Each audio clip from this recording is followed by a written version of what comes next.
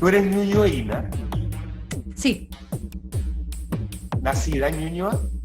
No, soy nacida en Santiago Centro, en Avenida Mata. Nathaniel con Victoria puntualmente, sí. Soy como, y desde los 13 años más o menos ñuñoína. Y ahora Pero como que actualmente mi vives con corazón tu familia. es de Avenida Mata. Mi corazón está en Avenida Mata. Mi ¿En ombligo está en serio? Avenida Mata.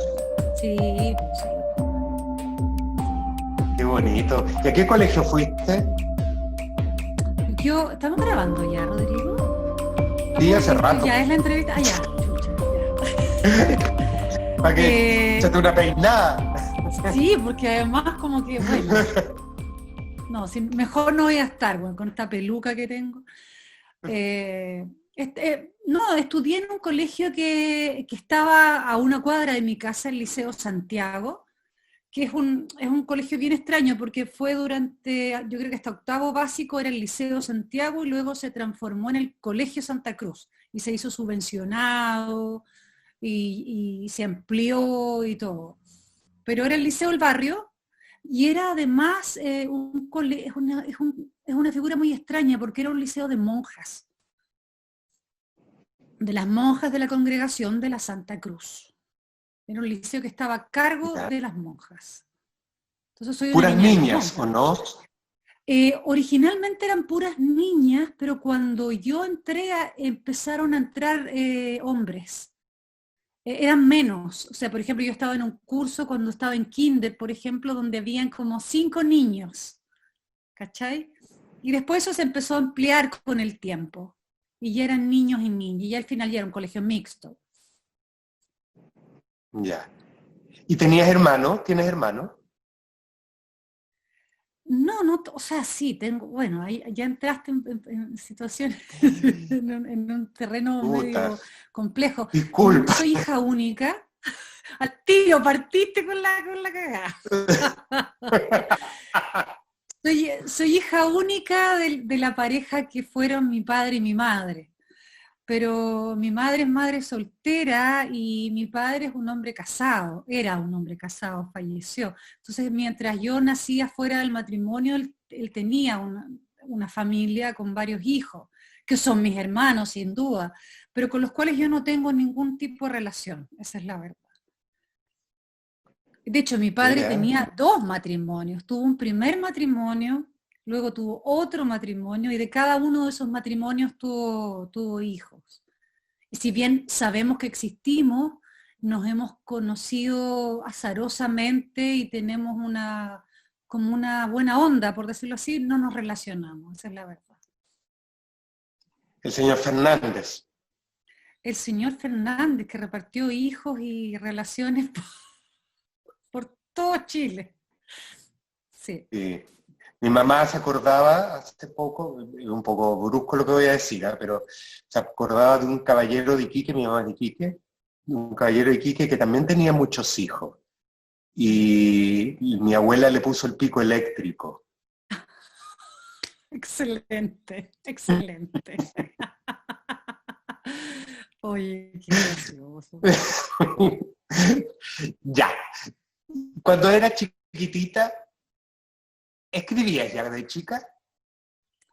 Cuando era chica, yo más bien leía muchísimo, era súper buena lectora, más que escribir la verdad, o sea, estoy pensando en mi infancia, ¿no? ¿Cierto? En ese tiempo. Además que como hija única también, si bien era bien callejera y estaba siempre repartida en múltiples casas, mis espacios como de intimidad eran de lectura, de mucha lectura. O sea, yo creo que leí muchísimo más de lo que leo ahora. Era una mejor lectora en ese tiempo porque no tenía ningún prejuicio, todo me gustaba, todo era una aventura, todos los libros eran la posibilidad de ser otra, de viajar, de estar, no sé, pues, en los lugares más insólitos, viviendo las aventuras más increíbles, ¿no? Entonces, A mí me llama, más que escribir, leía.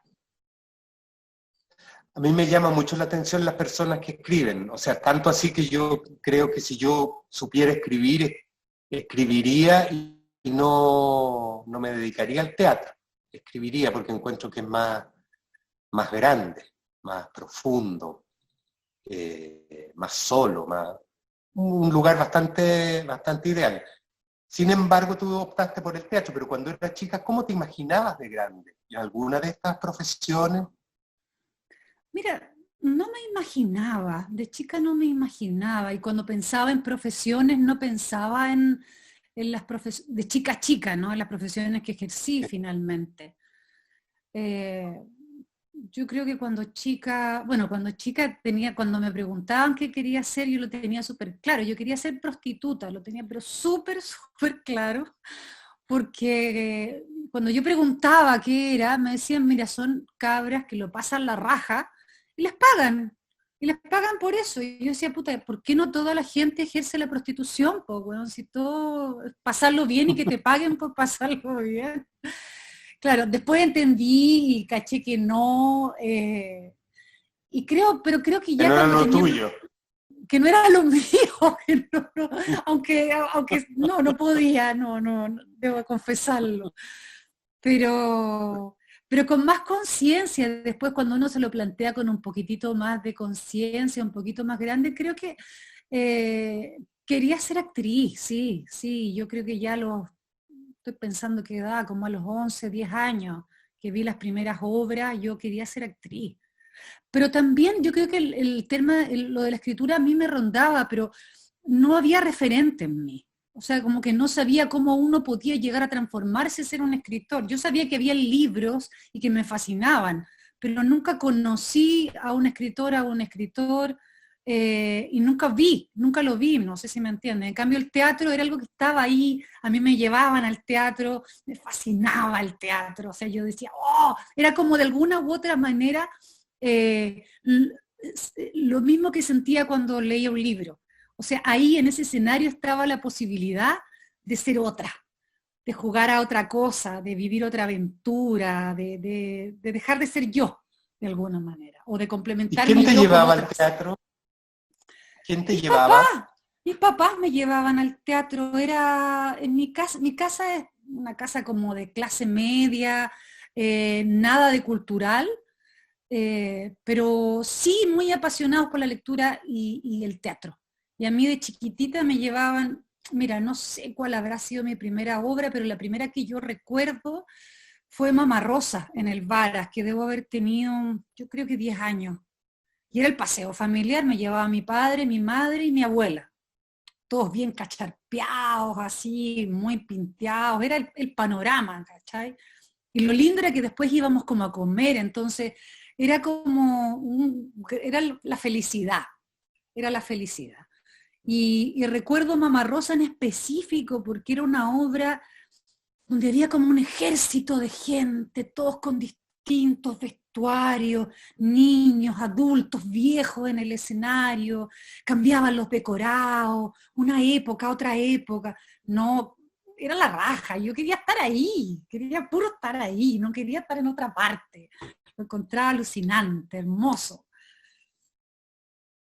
¿Y tuviste experiencias teatrales en la época de colegio? ¿Experiencia de práctica? ¿Taller? ¿Sabes que no tanto? Quise estar en el taller de teatro, pero no quedé. El profesor no me echó del taller, di como la prueba de admisión, por decirlo así, y no quedé. Entonces, como que se frustró ahí rápidamente mi vocación, pero debo decir que cada vez que podía, todos los trabajos, mi colegio era bien particular porque tenía un sistema, fue uno de los primeros colegios que trajo el sistema personalizado. O sea, no fue uno, fue el primer colegio que trajo el sistema personalizado a Chile. Entonces era mucho de esto de las guías de trabajo, de organizar disertaciones tú con tu grupo, y todo eso era pura actuación. O sea, yo organizaba ahí las puestas en escena más increíbles para hablar, no sé, de la célula, para hablar de, no sé, de Alonso Ercilla, por decirte, los temas que había que disertar eran realmente actuaciones, lo pasábamos la raja, y también cantaba en ese tiempo, y también nuestras actuaciones eran bien performáticas en el grupo que teníamos. Entonces, si bien no estuve en el grupo de teatro, que la verdad era un poco ñoño el grupo de teatro, eh, yo me las ingeniaba como para poder bloquear un rato, ¿no? Ejercer. Claro. Sí, sí, hay como una voluntad tuya en el ejercer, desde la prostitución a todo lo que vino después. Sí, sí, sí. Hay unos lazos comunicantes inconscientes ahí. Entre pasarlo bien y que te paguen, y el escenario también hay algo de eso, ¿no? Sí, pues, Sí. estábamos destinados a eso, parece. Lo digo por mí también, ¿no? Sí, pues Desde el uno lo ejercicio de pasa la bien. prostitución. Qué bonito. Sí. Nona, ¿y tuviste como alternativas académicas de otro tipo? ¿Te interesaban? ¿Qué cosas te interesaban aparte? ¿La biología, la matemática, algo por ese lado? ¿O nada? Mira, no, tenía súper claro el tema del teatro, pero la carrera de actuación yo tenía súper claro por una cosa como familiar que tenía que estudiar en la universidad. No podía ser en otra parte, o sea, yo estaba programada para ser universitaria. No podía no ser universitaria. Eso era como el legado, la herencia de mi familia de clase media, pujante, que querían que yo estudiara en la universidad. Por lo tanto, nunca me planteé una carrera que no fuera universitaria. Y teatro, cuando yo estudié, abría, cerraba, eran tiempo de dictadura, entonces se abría y se cerraba, y uno nunca sabía si la escuela iba a estar abierta o no cuando tú salieras y estudiaras. Yo di la prueba, ya no me acuerdo, el 89, creo que el 89, o el 88, o el 89, bueno, pero todavía era dictadura. No sabía si la escuela iba a estar abierta. Y había otra cosa que me ¿Y rondaba había sido, siempre. perdón, Nona? ¿Cómo? ¿Había sido el no? ¿Había sido el no? No, todavía no. No, claro, el no Entonces fue, era el 88 o el 87. 88. Claro, yo salí del colegio el 88, claro. Ahí di la prueba. Eh, y sabía que si no estaba abierta la escuela de teatro, eh, quería estudiar algo que tuviera que ver con letras, porque el tema de la escritura igual me daba vuelta, no pensando en ser escritora, porque, insisto, no sabía cómo hacerlo, pero pensé que estudiando periodismo podía tener esa llegada con las letras, a trabajar. Además que eso también es otro modelo que tenía. Cuando yo era chica leía mucho a Loriana Fallaci, antes que Mm, se volviera al Islam y todo, ¿no? Y me sí, acuerdo, sí, sí. había un libro que me apasionaba, que se llamaba Entrevistas con la Historia. Y Loriana Fallaci iba y a cada uno de los sectores a entrevistar a los grandes líderes mundiales, no sé, a la Golda Meir, a Omar Gaddafi, a la Lekos Panagoulis, que era un, ¿cómo se llama? Un guerrillero griego, me acuerdo de la izquierda griega. Y yo, esa weá, yo también la quería, yo también quería hacer eso, yo quería como estar en la guerrilla, entrevistando a los más interesantes y armando historia con estos personajes. Eso también me interesaba mucho. Y ahí sentía de alguna u otra manera que el periodismo podía ser un camino. Pero cuando di la prueba, justamente abrieron las dos escuelas de teatro, la Chile y la Católica. Eh, y postulé en las dos, quedé en las dos, y me quedé en la Católica porque yo ya vivía en Ñuñoa y me podía ir en bicicleta. Eso fue la única razón por la que elegí un poco la escuela. Me podía levantar más tarde. Esa es la verdad, me podía levantar más tarde. Eh, Tengo una obsesión yo últimamente y por eso me hace tanta ilusión hablar contigo, que tiene que ver con el guión, con los guiones. No, oye, pero quiero decirte algo en relación a los guiones primero. Antes, que me Ya. encanta esa observación porque sabes que yo también la siento, que de alguna manera nosotros venimos de guiones, ¿cierto? Estamos pauteados por ciertos guiones que vienen desde lo social, desde lo político, desde lo gubernamental. O sea, hay guiones, hay un montón de guiones que incluso a veces no observamos, no tenemos idea que existen y los vamos marcando día a día, ¿cierto? Nuestra constitución, por ejemplo, es un guión, la que tenemos, a veces no nos damos Claro. cuenta. La gran cantidad de la gente no se da cuenta cómo estamos pauteados por esa constitución, pero es un guión. Y claro, las herencias familiares son primeros guiones, pues, son las primeras didascalias, ¿cierto? Que nos hacen movilizarnos por un lado o por otro. Les hacemos caso o las repudiamos, pero son nuestros guiones, pues nos debemos a esas didascalias que nos escribieron otras personas o que las traemos en el ADN, ¿cierto? Y en el caso de mi familia, no, mi familia era una familia apolítica, por decirlo así, pero claro, yo nací el 71, tiempo de, bueno, en la UP, y claro, el golpe llega el 73 y mi familia es como bien opositora al golpe, pero opositora como lo es en la intimidad. Nadie iba ahí a poner el cuerpo, ni a poner la cabeza, ni a poner nada en contra. Se reclamaba mucho, milicos de mierda. Yo me acuerdo siempre, de hecho lo escribía en un libro, cada vez que aparecía Jaime Guzmán en la pantalla, mi abuela agarraba el paño de cocina, hacía un lulo, ¡pelado, culeado! Y se lo tiraba a la pantalla. Yo no entendía por qué hacía eso, si este pelado chiquitito que tenía una cara rara, ¿no? Lo encontraba medio extraño y monstruoso, pero no sabía por qué había tanto odio con ese personaje. Pero esa era de alguna manera la atmósfera en mi casa. No, no era más que eso, no era más que eso.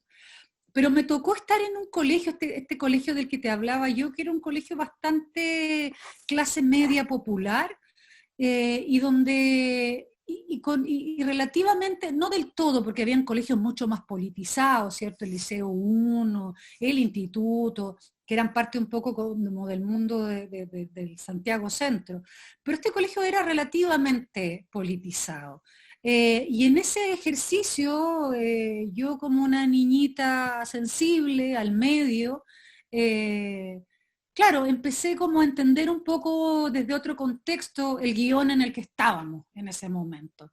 Y empecé a cuestionar ese guión en el que estábamos también desde la incomprensión, porque no sé, pues a los 12, 13, 14 años tampoco se entendía mucho porque tampoco te decían mucho, ¿no? Los adultos no te contaban para protegerte, por susto, porque no nomás. Entonces se generó, yo creo que en mí una especie de enigma con respecto a todo lo que ocurría, porque íbamos a todas las velatones, a todos los funerales, participábamos en marcha, estábamos en todas, pero yo diría que entendíamos como los parámetros generales de que habían ciertos malvados contra los que había que luchar, pero lo específico no lo entendíamos, nunca lo entendíamos, no del todo, no del todo.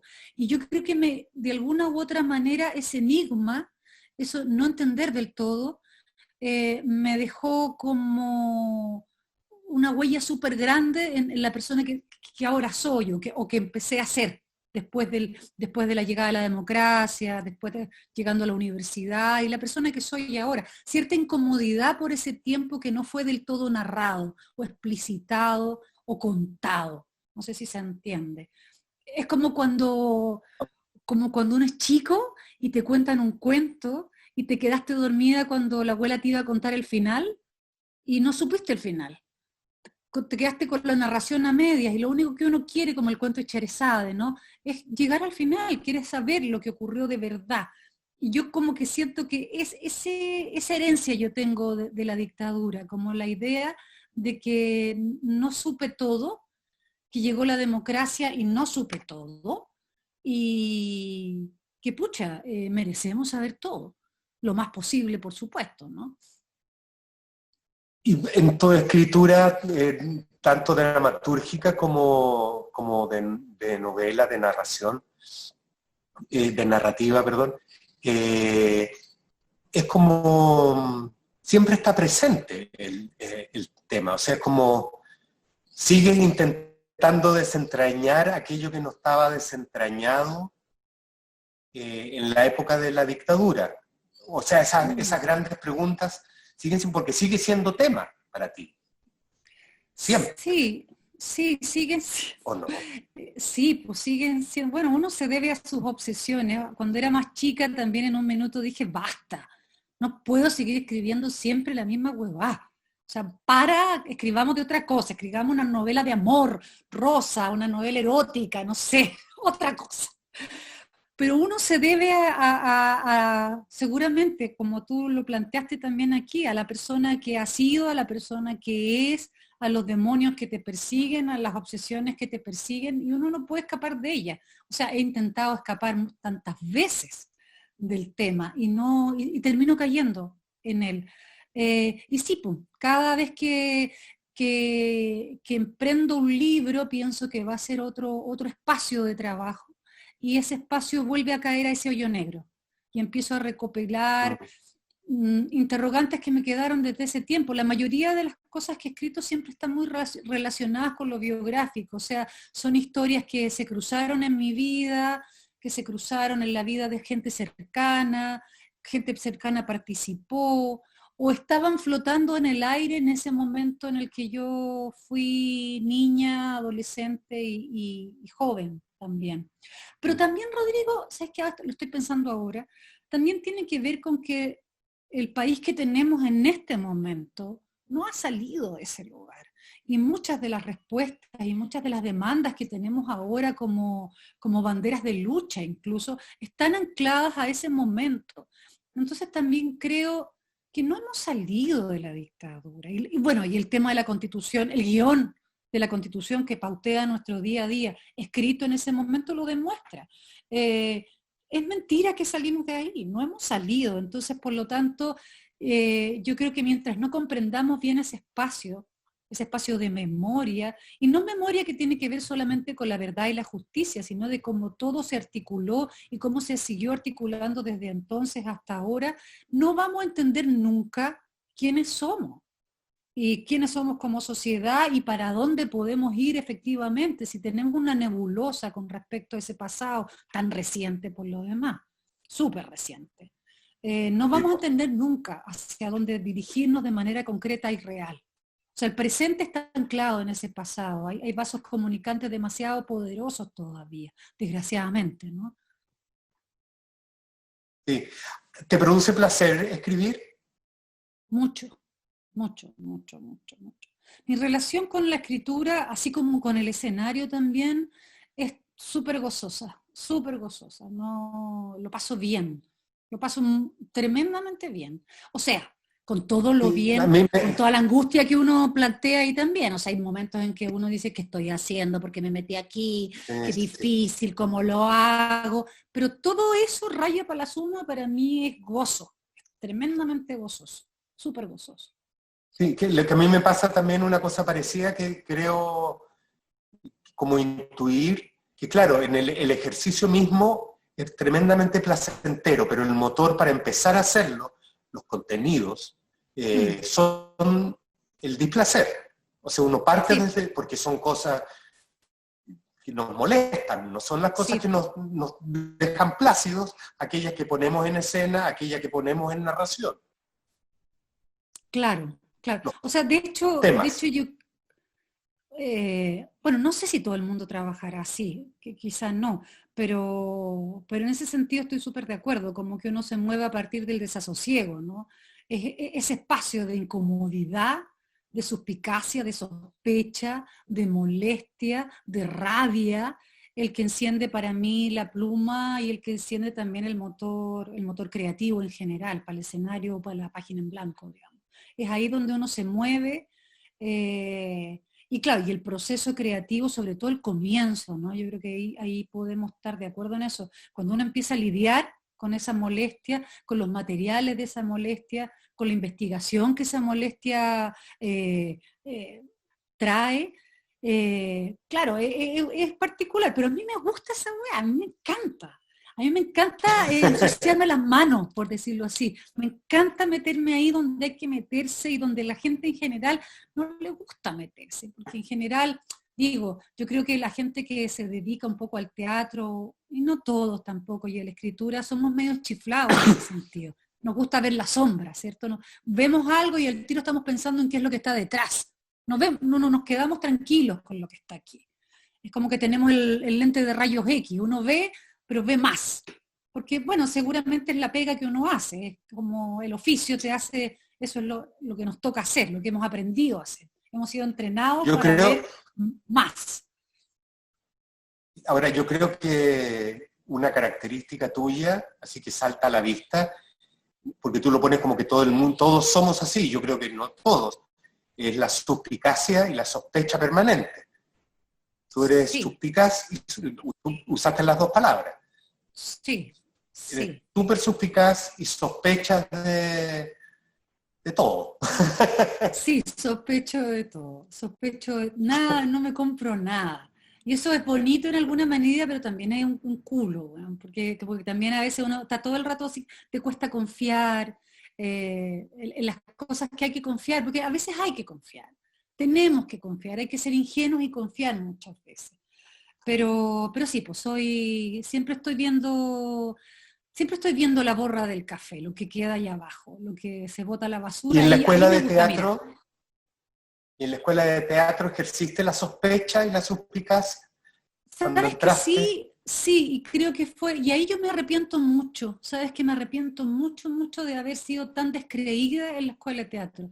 Creo que lo hubiese pasado mucho mejor si yo me hubiera comprado el discurso de todos mis maestros, sin tener que estar diciendo sí, no, que ya, bueno, como que no terminaba de comprarme el discurso de todas y todos. Y creo que eso estuvo mal, honestamente, porque creo que no lo pasé tan bien como podría haberlo pasado. Y creo que el escenario también tiene que ser un lugar desprejuiciado, completamente desprejuiciado, donde entremos con todo. Y si vamos a encontrar algo, encontrémoslo ahí, pero no podemos entrar con prejuicios al escenario. Y eso lo aprendí después, yo creo que lo aprendí después. Hubo un momento en mi vida que dije, ya, para con la tontera, el espacio del teatro, si estás trabajando aquí tenemos que ser colectivamente generosos, ¿cachai? Y entremos sin prejuicio y vamos, y démosle. Y me ha resultado bastante mejor, bastante más feliz el ejercicio teatral desde ese lugar. Pero lo aprendí ¿Y qué tarde, porque en la escuela como que lo pasé mal, lo pasé súper mal. pero recuerdas, no vamos a hablar de lo mal que lo pasaste, sino de lo bien? ¿Recuerdas Sí, algún proceso en particular que haya sido gozoso procesos y un gozosos, gran sí. aprendizaje? Sí, no, sí tuve procesos gozosos. Y yo creo que a partir de esa comparación es que digo, uno, creo que uno puede sacar lo mejor de cada proceso, y de cada persona, y de cada compañero, y de cada compañera, y de cada profesor y profesora. Y eso como que no lo logré, pero sí, tuve muchos procesos súper gozosos. Yo, no sé, por ejemplo, con Egon Wolf, que fue, yo tuve como, fuimos la última generación que trabajó con el Egon. Y el Egon, todo el mundo piensa que era un profe fome, latero, porque claro, venía de un mundo muy distinto, pero debo decir que el Egon era uno de los profesores más apasionados que yo tuve. Súper apasionado, era loco, incluso porque era un caballero grande, con su terno y todo, y el Egon era muy apasionado. Yo creo que la pasión por la escritura yo se la debo mucho a él también. Un viejo que se paraba arriba de los pupitres a decir cosas, despierten sus demonios, escriban desde sus pasiones. Y era un monstruo grande, alemán, gigante, que eh, nunca me voy a olvidar de eso, de la pasión que nos regaló de alguna u otra, sin cuestionar lo que hacíamos, sino que cuestionando el grado de sangre y de carne que le poníamos a lo que hacíamos. Eso, yo digo que muy pocos profesores en la Escuela de Teatro de la Católica me lo transmitieron. Y creo que es vital para cualquier ejercicio de creación. Eso fue súper bonito. Tuvimos procesos muy bonitos, el pelado Ramos, ponte tú, lo teníamos en movimiento. eh, Era encantador, me encantaba, nos hacía jugar mucho con nuestra propia creatividad también. ¿Sabes qué? Creo que ahora lo estoy pensando y creo que eh, todos los profesores y profesoras que tuve que apelaban a la autoría de nosotras y de nosotros como alumnos fueron los que más me hicieron vivir procesos gozosos. Esa es la verdad. Todos aquellos que me marcaban un poco la ficha con cómo se debían hacer las cosas, con las recetas para cosas, ahí mi suspicacia y mi sospecha se levantaba y no creía absolutamente nada, absolutamente nada. pero todos los profesores que nos dejaban hacer, encontrarnos con nuestras corporalidades, con nuestras propias discursos, por pequeños y fuleros que fuesen a los 20 años, fueron los que yo más atesoré, esa es la verdad. Tuvimos un proceso muy bonito de cierre con el Willy Semmler. El Willy estaba en ese minuto pero entonadísimo, ahí iluminado por el trabajo con el Andrés, por la huella del trabajo en la Mushkin. Hicimos una versión de La Tempestad también, muy bonita, un ejercicio precioso. Aprendí mucho de ese trabajo también. Tuvimos un proceso con el Alfredo también, de teatro chileno, donde el Alfredo también apelaba a eso, ya háganse ustedes cargo de sus escenas, pues a ver qué pasa con ustedes, preséntenmela, den las vueltas. También eso fue súper entretenido, para mí fue muy entretenido. Pero claro, era ese lugar, el lugar, lo que me entretenía y me hechizaba, por decirlo, y me seducía, era cuando los maestros y las maestras nos invitaban a la creación y a ejercer la autoría desde nuestros propios lugares. Y yo diría que en ese momento en la escuela no había tanto de eso. Eran como los profes nuevos que estaban llegando los que tenían esos discursos.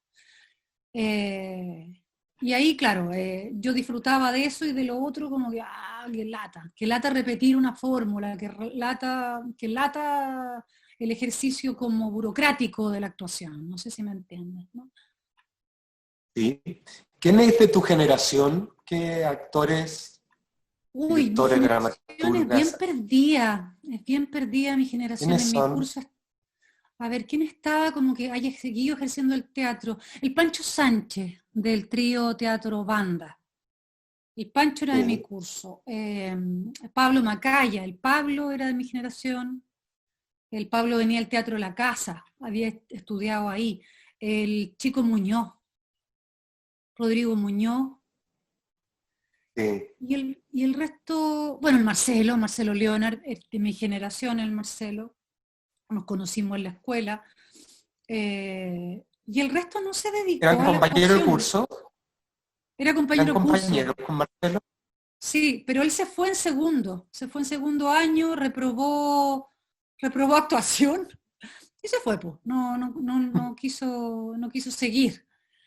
Bueno, y él estaba más lleno de todas estas suspicacias de las que yo te hablo. Marcelo es como el rey, entonces ya se le hizo muy difícil el proceso pedagógico del teatro, se le hizo muy difícil. Y ahí ya pololeaban, perdona, esto no es una entrevista así rosa, pero me interesó.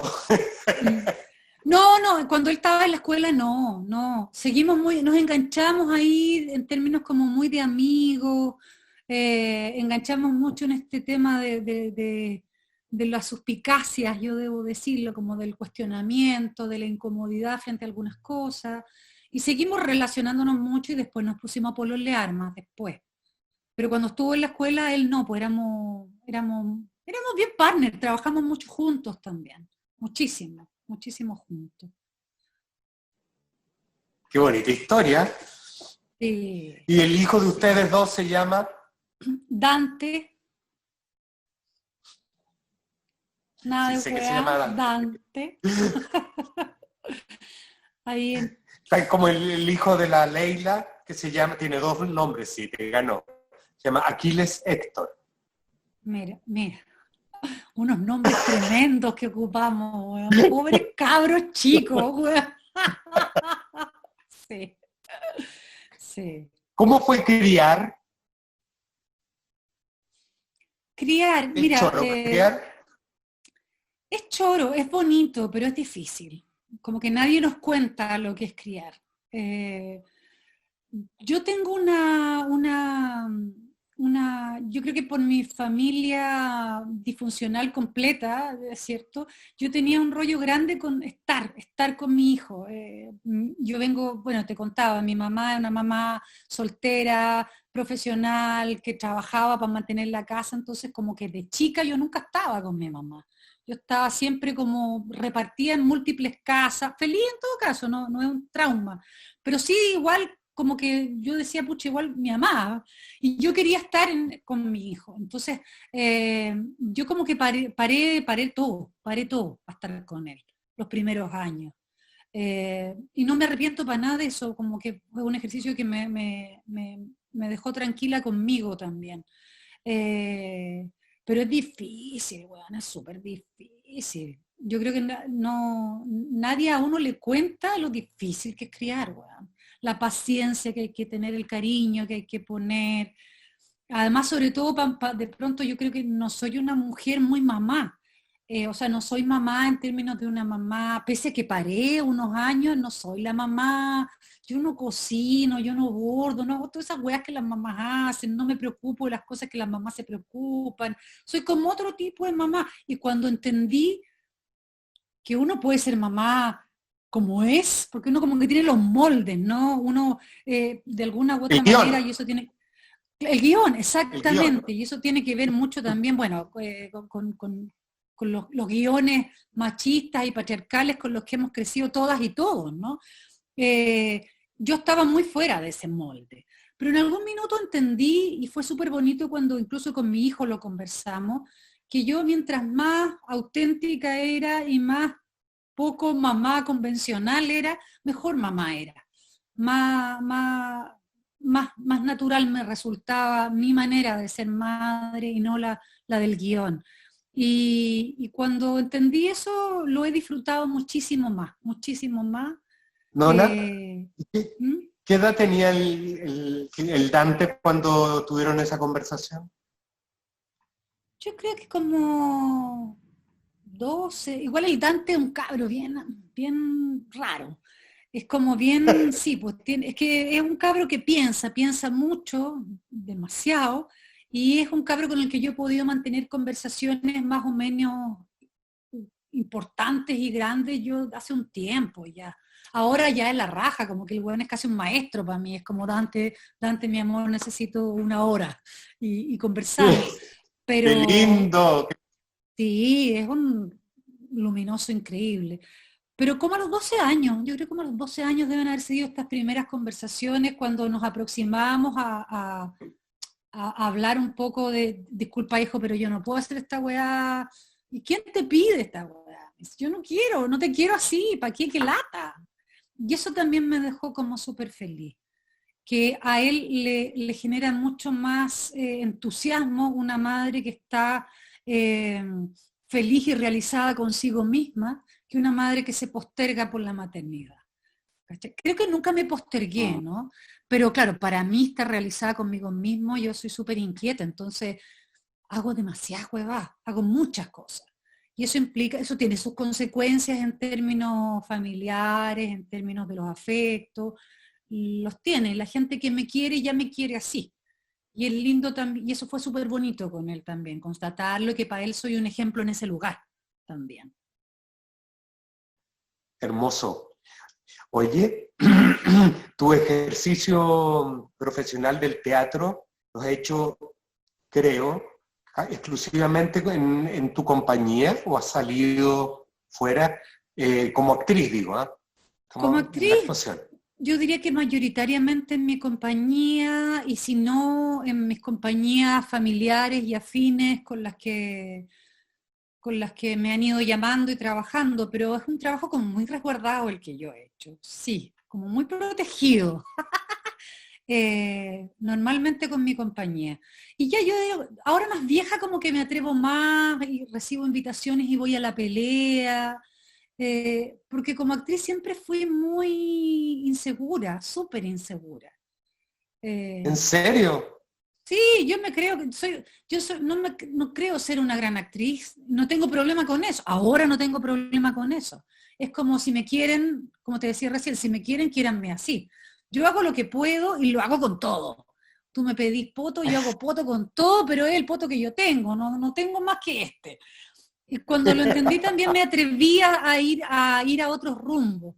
Creo que le tengo mucho respeto a la actuación porque admiro mucho a las buenas y a los buenos actores. Y gozo mucho, me conmociona mucho, me emociona mucho, el trabajo actoral me conmociona mucho. ver a los actores y a las actrices entregadas en el escenario, wow, no sé, a mí yo me enamoro, soy una enamorada del oficio actoral, cada vez disfruto mucho mis procesos con mis compañeras y mis compañeros cuando los aprendo mucho, soy muy humilde en eso, siempre estoy aprendiendo, no tengo ningún problema, mi ego es chiquitito, chiquitito como actriz, y me gusta sí, y ahora que estoy más vieja, me gusta ir a la pelea con actores y actrices que admiro.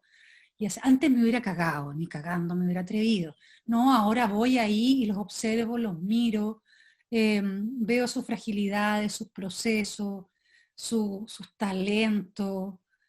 Buah, Cuando siento dices esto, que ¿en quién piensas? Cuando dices esto, ¿en quién piensas, por ejemplo? pienso, por ejemplo, pienso en la Rox Naranjo, que le encuentro una mostra, la Roxana. Sí. Yo creo que la Roxana no tiene idea la actriz que es, no sabe, y eso es lo más lindo que tiene. Pienso en la Pancha Márquez, ponte tú, la Pancha, que es una actriz completamente distinta a la Rox, súper distinta, muy, muy cerebral, muy clara, pero yo creo que la Pancha tampoco se cacha, no entiende lo que hay ahí. Y eso me encanta también verlo. Pienso en el Pablo, por ejemplo, en Schwartz. Qué animal, qué bestia. ¿Y te gusta ver teatro? Me encanta, incluso cuando no me gusta lo que veo. A veces, porque también me despierta imaginario, yo siempre uno está reflexionando, ¿no? Uno está viendo los procesos y siempre algo se enciende en uno. Eh, Uno lo disfruta o no lo disfruta, pero siempre recojo algo, siempre aparece algo, siempre hay algo bueno que me sirve. Y eso es súper bueno también. Nos alimentamos unas de otras. ¿No? Sí, Nona, yo creo que eres de las pocas que has actuado en tu compañía obras que te pertenecen en términos de la autoría dramatúrgica y obras que no te pertenecen en términos de la autoría dramatúrgica. ¿Hay diferencia como actriz en las unas y en las otras? Eso de copuchento nomás. Sí, sí, por supuesto que hay diferencia, porque cuando la obra la escribo yo, hay un hilo de sentido, bueno, y además tengo que decirlo, cuando yo escribo la obra, salvo esta última experiencia con la Mariana, que es la primera vez que alguien me dirige un texto, la trabajamos con el Marcelo en mi compañía. Entonces, con el Marcelo nosotros tenemos un punto de vista sobre el mundo que es similar, o sea, nos enfrentamos en la misma esquina a mirar el mundo. Por lo tanto, yo sé que si yo le paso un texto al Marcelo, él le va a agregar una cantidad de capas que yo no veo, pero el hilo de sentido y el punto de vista puede estar corrido un poco, pero es el mismo. No sé si me entiendes. Vamos a querer decir lo Sí, mismo, vamos a querer contar lo mismo. ¿Cachai? Y en ese sentido, para mí como actriz me enfrento al comienzo del proceso con mucho más material. Yo sé cuál es la narración que tenemos que hacer y sé cuál es la narración más allá de la trama de la historia, no sé si me explico, ¿no? Hay una trama, yo sí. escribo muy aristotélicamente, hay una historia que se cuenta. Esa historia, que es la evidente, ya la manejo muy bien, sé cuáles son los momentos álgidos de esa historia, por lo tanto, cuáles son los momentos como actriz que debo ponerle más empeño, pero además sé cuáles son los tejidos que estamos elaborando para desarrollar un punto de vista que finalmente es lo que nos mueve a hacer teatro, ¿no? Y toda esa información yo ya la tengo en mí, la tengo súper encarnada, por lo tanto se me vuelve más fácil, se me vuelve más fácil el trabajo escénico, esa es la verdad. Bueno, uno con el tiempo se observa, ¿no? Yo creo que al comienzo uno no sabe nada de lo que hace y está muy bien, pero con el tiempo uno ya puede observarse. Y lo que tú dices es uno de los énfasis que para mí son súper importantes en el momento de actuar. Creo que me afirmo, porque uno se busca de dónde afirmarse siempre como actriz, ¿no? Y para mí es el relato, siempre, el relato que vaya a proponer el texto que voy a hacer. Si es mío, lo tengo muchísimo más claro. Si no es mío, me cuesta más el trabajo de encontrarlo, pero es mi pega encontrarlo. Y siempre me enfrento como que eso me simplifica las cosas. Es decir, ¿qué es lo que debo contar? ¿Qué es lo que debo contar como actriz, como intérprete en esta obra? qué es lo que cuenta la obra y cuál es mi rol de narración en esta obra. Y eso me esmero mucho en contarlo en términos de incluso de caligrafía pequeña y mediana, de hacer los silencios correspondientes, de decir la palabra con el énfasis correspondiente, de poner el punto. Para mí es muy importante la palabra cuando actúo. El punto es si hay un punto aparte, es un punto aparte, si es un punto seguido, es un punto seguido y no es lo mismo. Si hay una coma, es por algo que hay una coma. Entonces, todo ese decir se me hace muy importante porque es una manera de narrar también. Y eso, claro que sí. Y cuando hablamos de una obra mía, es más, pues, lo tengo mucho más claro. Y cuando escribo también, o sea, yo creo que para mí el ser, esto lo entiendo ahora, el ser actriz me permite enfrentarme a la página en blanco, de manera, yo me enfrento como si trabajara desde la improvisación. Hago mucho eso, loqueo. Y creo mucho, porque ya estoy más grande, confío mucho en mí, en lo que contengo, sin que lo dirija como muy con la cabeza, que también me pasa mucho en el escenario, como que ya confío que algo va a salir y que tan malo no puede ser. Y eso después lo empiezo a organizar. Y es como el mismo método el que ocupo para escribir o el para enfrentarme a un escenario. ¿Qué voy a narrar? Y me dejo ser, confío en mi intuición de algo. Es que yo creo que estamos viviendo un momento súper demandante, ¿no? Está muy bien que sea así, está muy bien que sea así. Creo que hemos estado durante mucho tiempo poco demandados en términos de efervescencia sociopolítica, ¿no? En un estado como de robot, un poco autómata, funcionando, haciendo nuestras cosas, y de pronto, desde el estallido hasta ahora, día tras día hay una cantidad de información, hay una cantidad de decisiones éticas que tomar frente a una u otra cosa, que de pronto tú dices un día, yo pienso esto, y el día siguiente pienso lo contrario a eso, y está muy bien, pero estamos demandados, yo creo que estamos demandados. Y las personas que tenemos cierta sensibilidad con lo que está pasando más allá de nuestra ventana, yo creo que estamos llamados justamente a pensar en esas estrategias de las que tú hablas, sobre todo si somos creadores y creadoras. A mí me pasa que, porque es lo que hacemos, ¿no? Yo no soy una mujer política en términos de que no tengo militancias políticas, ni me interesa tenerla, por lo tanto no voy a ir a plantear estrategias políticas a ninguna parte, pero yo tengo mi teatro y tengo mi escritura, y son espacios que son desde siempre, no solamente ahora, profundamente políticos, ¿no?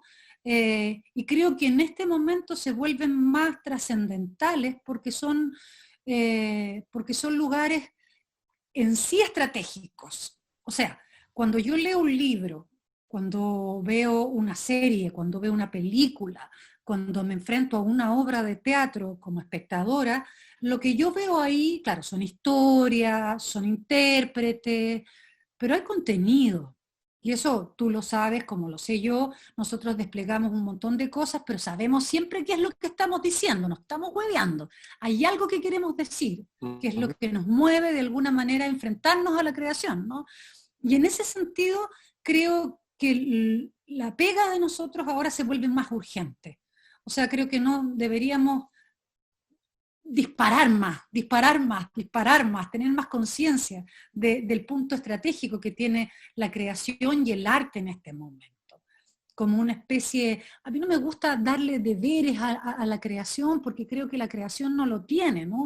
O sea, creo que la creación en general tiene que ser libre, tiene que fluir libremente en los momentos en que los creadores sientan. Pero creo que si estamos en un momento tan efervescente, sociopolíticamente en este país, tenemos que estar a la altura de la historia también, como creadores y creadoras. Y en ese sentido creo que esa efervescencia debería estar instalada en nuestros trabajos también, y nunca olvidarnos que nuestra pega es hacer sentido con la realidad. Eso es lo que hacemos, recoger pedacitos de realidad, llevarlas al escenario, llevarlas al texto y entregar y intentar configurar un intento de sentido, no el único, sin duda, pero un intento de sentido. Esa es la pega.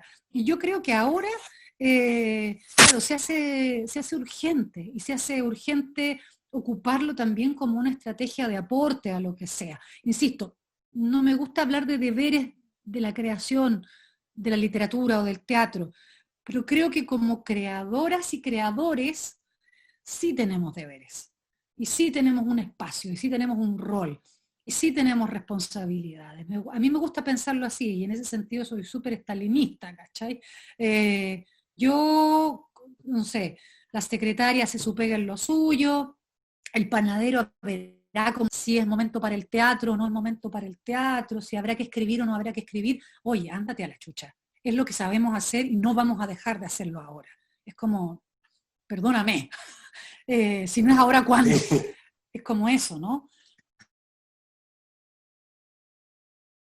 Yo creo que desde el estallido social, cuando el 18 de octubre, cuando ocurre lo que ocurre, ¿cierto? Eh, para mí, a mí me emocionó profundamente y me sigue emocionando profundamente, porque hasta entonces tenía la idea de que, y ahí voy a volver a citarte, de que el guión ya estaba escrito, de que no había posibilidad alguna de cambiar ese guión, de que yo me había tocado vivir en un momento de la historia donde un grupo de personas habían escrito un guión y ya a mí me había tocado estar desde reclamando por ese guión, pero desde el fracaso mismo viviendo mi vida.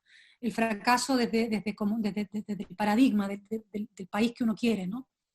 Sin embargo, llega el 18 de octubre y vuelvo a sentir que es posible un cambio y que quizá ese guión podemos cambiarlo, que tenemos la posibilidad de cambiarlo. Probablemente ese cambio no va a ser a la altura del paradigma que yo tengo en mi cabeza, pero sí vamos a poder movilizarnos y hacer algo por la historia, por el país y por todo aquello que me ha desagradado desde que soy adolescente, que observé en tiempos de dictadura y que sigo observando ahora. Entonces el nivel de conmoción personal que yo he tenido desde el 18 de octubre es absoluto, al punto que yo he dicho, yo nací para esto, y soy capaz de detener todo para hacer que esto ocurra. Eh, Puedo fracasar de nuevo, no será la primera vez, ya fracasamos antes. Puedo fracasar de nuevo, pero no me voy a quedar debajo del barco. No le voy a hacer caso a los viejos de nuevo. Yo cuando fui adolescente le hice caso a los viejos. Esta es la democracia se pacta así, se hace así, nosotros sabemos, nosotros vivimos la democracia. Ustedes nunca han vivido en democracia, así que tranquilos, tranquilos, aquí no va a pasar nada. Bueno, ya perdí mucho tiempo, perdí una vida entera en eso. No la voy a volver a perder. Entonces, lo que me pasa ahora en relación al vínculo con el feminismo es que, claro, necesito un lugar, un espacio de trabajo, un espacio de activismo más allá del teatro, porque el teatro para mí y la escritura lo han sido y lo siguen siendo, no dejan de serlo, y creo que son los espacios más importantes para mí. Y creo que es también los espacios donde yo soy más útil. Pero también me ha pasado que he encontrado en el feminismo el espacio que amalgama todas las causas por las que hemos estado reclamando durante todo este tiempo. Porque ahí donde hay una precariedad, hay una mujer que la está padeciendo, que la está reflexionando y que es capaz de mirar para el lado y decir, esto no es solamente un problema de pensiones, no es solamente un problema con la inmigrancia, no es un problema solamente de la salud, de la educación, aquí somos muchas mujeres circulando por todos estos problemas.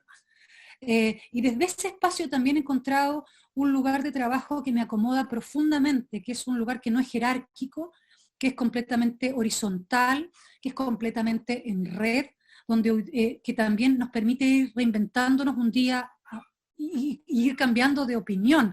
Todos los días tomamos una opción y el día siguiente nos desdecimos de esa opción y no pasa nada porque nos estamos construyendo.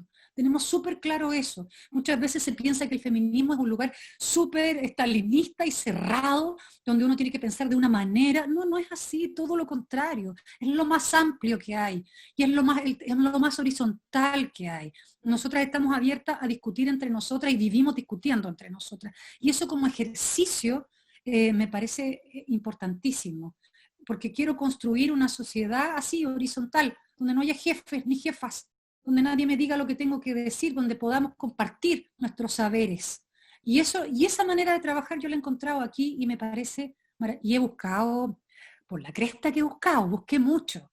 pensando siempre que el feminismo era un espacio, porque me he declarado feminista desde siempre, en práctica, por las prácticas que vengo de una familia de mujeres, con una madre profesional, madre soltera, que nunca le debió nada a un hombre, que su paradigma estaba muy fuera de rotar en relación a un hombre. Entonces, como que en la práctica yo siempre lo he sido y siempre lo he defendido, pero ahora en términos de actuancia y de activismo, me parece que es, y además es la única estrategia que nos falta, por probar. Lo hemos probado todo. El mundo lo ha probado todo, pero el feminismo no lo ha probado, y el feminismo siempre está por encima, siempre estamos tirando la teja pasada.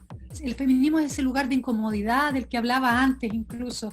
El feminismo es incomodidad, siempre genera incomodidad, el feminismo genera suspicacia, estamos siempre en un lugar, estamos siempre incómodas, generando suspicacia en el resto, siempre imaginando que las cosas pueden ser mucho mejor, sin acomodarnos. El feminismo no se acomoda, nunca se ha acomodado. Siempre va a estar, si ya encontramos un objetivo, hay otro mejor.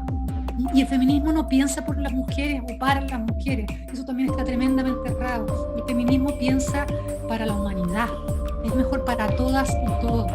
No es declarar el poder de las mujeres, es una ridiculez que me da risa cada vez que la gente desinformada, ignorante, lo piensa así. No es así, para nada. Nona, muchas gracias, magnífica. Ay, Rodrigo, qué nervio, esta conversación es como íntima.